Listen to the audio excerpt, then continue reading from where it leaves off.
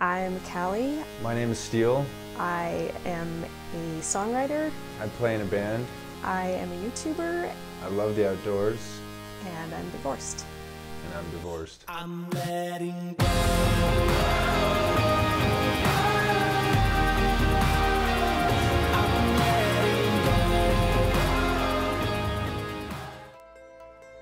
I was married for 8 years, and pretty much every time I tell that to somebody, they look at me like, how old are you?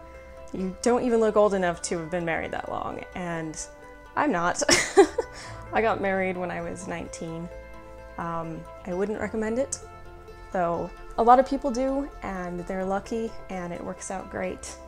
But I was a child. I didn't know who I was yet. Things were really hot and cold. It was like we were super passionate and we were like super in love, but at the same time we would fight and things got really out of hand sometimes, like just crazy, super heated.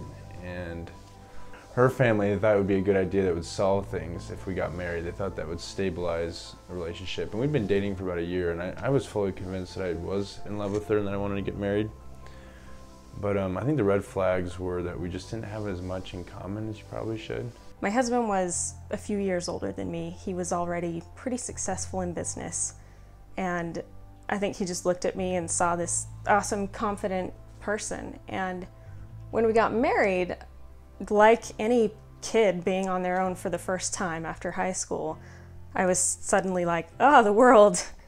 What was normal, just growing up and learning about the world for me, to him, he looked at that and thought, what happened to your confidence? Where did this girl that I loved go? And he saw me as a child, because I was. I went out and sold alarms in Montana. She came with me. It was about a month after we got married.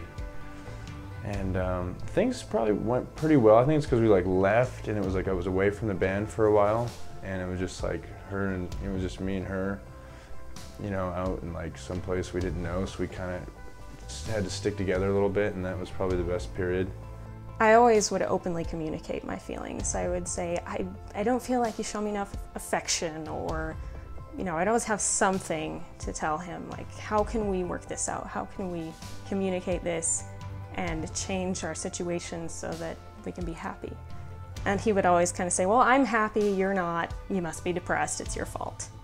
When I got married, I kind of like gave up some things like smoking and drinking that I'd originally used to do, and I'd kind of given that up, and just hanging around the wrong crowd, I kind of got back into that and just didn't tell her. It's hard to have a good relationship with someone when you're not fully like honest and open and completely trusting. And part of it was I just didn't trust her like accept me for doing those things. I feel like she didn't see me for me, or like she kind of saw those things as defining me, and it was just kind of like I don't know, a phase of my life, or just something I struggled with. And I just felt like if I could have trusted her more, that I would have felt more comfortable being honest. Yet at the same time, I don't feel like it's a good excuse to really be dishonest, but that's just how I felt, you know.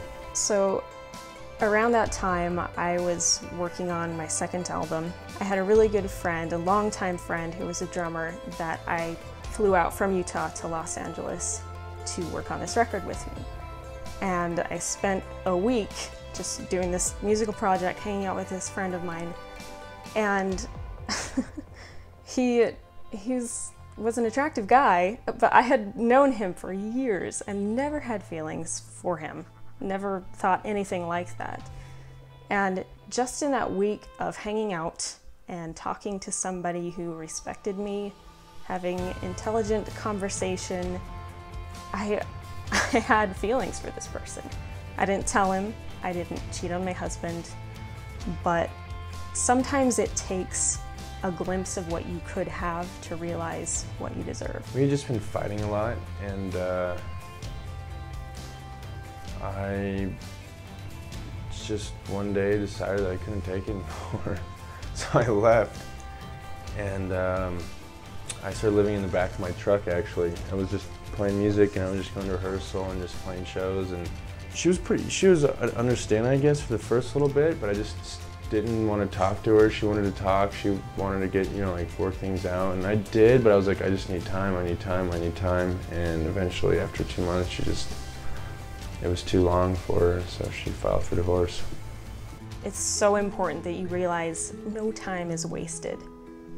You would not be the person that you are, you would not have learned the things that you learned if you didn't go through whatever period of time it was that taught you that. I don't know if people still believe in the one. I don't really believe in that. I believe if two people are kind of on the same page, somewhat common interests, and I believe like common philosophical, like religious backgrounds or just, outlooks on life, view on kids, kind of big, basic, I guess you'd call those values. If you have the same values, I think, and if you're both willing to work hard and do what it takes, I think that just about any couple can make it. I don't think that I would be the confident, happy person that I am now without experiencing that. When I first got divorced, I used to blame a lot of things on, oh, well, she was too this or too that, or I was like this. And as time has gone on, I just realized that I think, if you put your trust in God, then like, why wouldn't it work?